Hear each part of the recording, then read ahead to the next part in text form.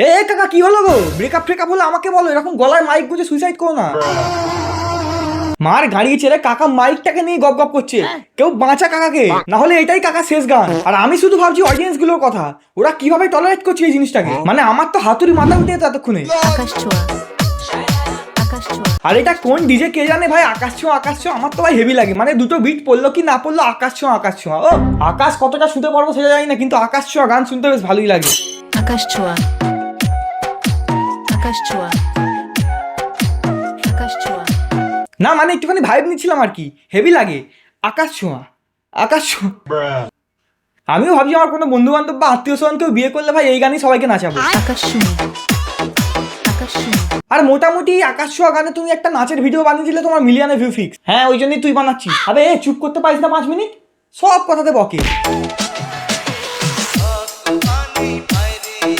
তোমরা কি জানো যে বউটা কেন মাথাটাকে নিচু করে আছে? ও না হাসতে পারছে না বরটাকে খেলাতে পারছে, যে এরকম ভাবে মগাদের মতো নেচো না, 4 জন হাসছে।